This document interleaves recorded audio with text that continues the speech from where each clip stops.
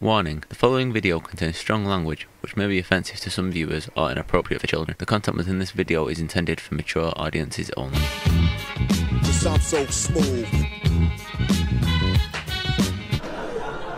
It's so different. I mean, first of all right, let's be clear. If you get a medical card, one of the things that people don't know, they have expiration dates on them, and you have to renew your card all the time.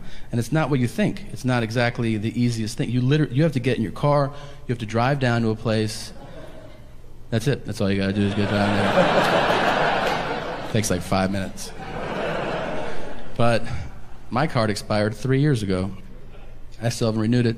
I tried to go to a dispensary a few weeks ago, and there's 2 rooms. There's the room they check you out in, they check your stuff, and then there's the main room with all the goodies, right? And the guy took my card, and he goes, "Dude, I can't let you in.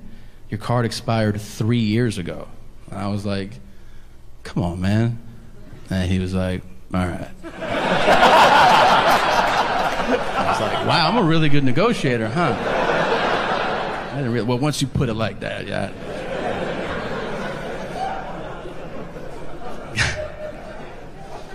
Getting that medical card is surreal. My experience was surreal. I went to a doctor's office, and it's not Dr. Dickhead that I was telling you about. This is a different doctor. He's a doctor because he got a business card, and he put DR period on it. His office was such a piece of shit that you could hear the conversation going on between the doctor and the patient ahead of you, which is never supposed to happen. So as I'm waiting for my turn to go in, I'm waiting and I hear the doctor go, "Oh, what is your medical need for marijuana?" And the guy in there goes, "Oh, I have a bone disease." And I was like, "Oh shit, I don't have a bone disease." Like, I thought you could just be like, "Weed's awesome," and he'd be like, "Yeah, I fucking know, man." Like, so I start to panic and turn, like, what am I gonna say? And in my mind, I just go to the worst shit. Like in my mind, I'm like, "Just say you have AIDS. Like, just tell him you have AIDS." And he'll be like, "When you find out?" I'll be like, "I just found out like 5 minutes ago." "You don't seem that bummed out." "Well, I'm just happy to be here, so let's wrap this shit up, man." For some reason, I picture him asking me to prove it, which they would never be like, "Prove it." And you're like, "Oh, I left my AIDS card at home. I don't have it on me." Then I go, "That's way too dramatic. Just dial it back." I'm like, I'll just say I have cancer. That's much more believable. And then I start thinking of all my family members that have died of cancer. And I'm like, man, if I say I have cancer just to get weed, I am getting cancer next fucking week. By the time I have that thought, I'm sitting in front of the doctor. He's like, I go, "What?" He goes, "What is your medical need for marijuana?" And the best I can come up with on the spot is, "My eyes hurt." And he goes, "You have vision problems?" And I go, "Oh yeah." And he goes, "You don't wear glasses?" And I go, "Can't. Hurts. Everything hurts. Ow, ow. Ow."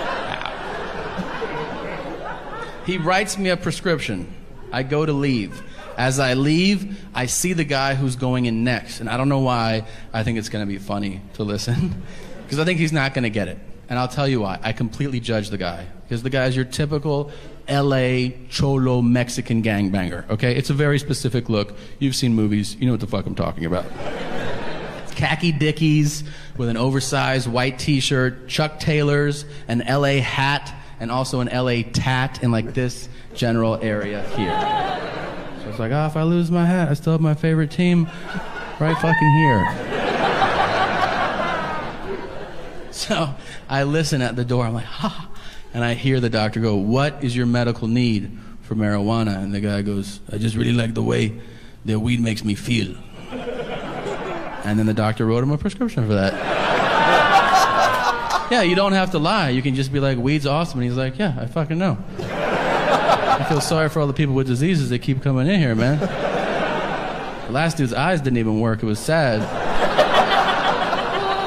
You're lucky you have your health essay. Orale. I'm always trying to set goals. My latest goal, I'm trying to be less polite. You know? Because the world is not as polite as you're raised to believe it's going to be, you know? I don't understand why we accept that when you say thank you, people don't have to say you're welcome anymore. People have stopped. Now you say thank you and people give you a nod. Like, I want to stab you in the fucking ears if you do that shit to me. I do. I go, thank you. I go, did you not just hear what I just said to you, man? And you get like a follow-up nod. So now I skip it all. I just take shit and I go. I find rudeness everywhere. I think the rudest person in the world is a person that waits outside of a grocery store with a petition for you to sign. What a fucking asshole you are. They do that, and you know why that's a shitty thing to do? They're systematically trying to ruin your happiness. Because you're leaving the grocery store, and you're feeling what? You're feeling happy. You're like, oh, I got soy milk. It's going to be a good week. All right. Like, and then they stop me and be like, sir, can you look at this? I'm like, look at what? And like, do you want children to starve and die on the streets? And I'm like, now I do. Now that you just ruined my day, I do, yeah. I want you to die first, but then I want all of them to die. I say the opposite of whatever they're trying to fucking get me to sign. Like, this is to teach blind people how to do Shakespeare. I'm like, I hope they all go deaf first. And they're like, Jesus. I'm like, yeah, that's fucking right. You're the asshole, not me. This is to end the war in Afghanistan. I go, I fucking love the war in Afghanistan. It's my favorite war. I hope it goes on for 1,000 years. And they're like, you're crazy. I'm like, that's right. I'm crazy. Remember my face and never ask me to sign shit again. I can't get over rude people. I was in the hotel a few weeks ago. I go down to the hotel gym, get on the treadmill. I run, I don't know, 70 miles, right? 170 miles. Thank you. 170 miles. But I'm alone. There's nobody in there. I'm sweating. I'm hyperventilating. Then out of nowhere, I just hear, getting it in? And I go, Jesus Christ! What? This guy goes, you getting it in? I go, getting what in? Is you getting a workout in? I go, doesn't it fucking look like it? He goes, yeah, you just got to keep doing it. And I go, okay. He goes, no, I used to be like you. And I go, what? He goes, I used to be like you. You just got to keep eating right and keep doing it, and you'll get there. And I was like, dude, I'm disabled.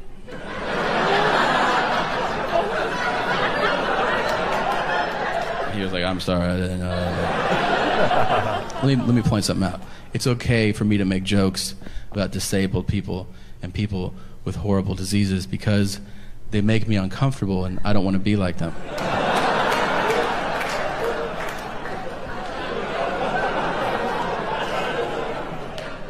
Maybe that makes me a bad person, but I'm an honest person, and I'm telling you, that shit is terrifying. I don't want to be like them. Here's another bit of information. I also don't want to look at them. I don't. I refuse to watch the Michael J. Fox show because I don't want to see shaky face not stand still for one frame. The guy can't eat soup. It's depressing, okay? Trying to pawn this thing off as a comedy? Get the fuck out of here. You're bumming everybody out.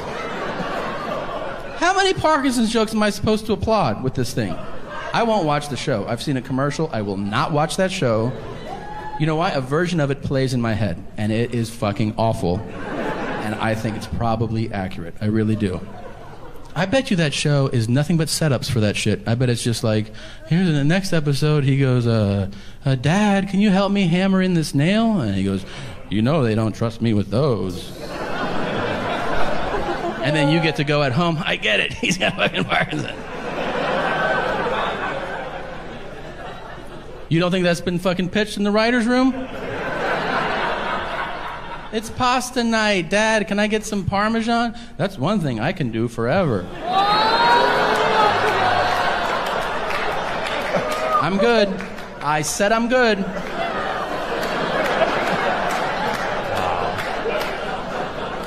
You don't think the episode idea has been talked about where he goes to work and his coworker gets to say, I got to get my wife a vibrator. That's one thing my wife doesn't need.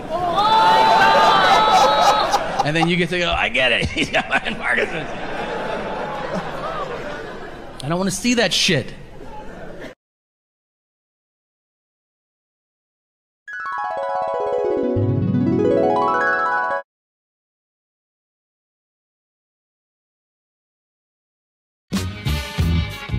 I'm so smooth.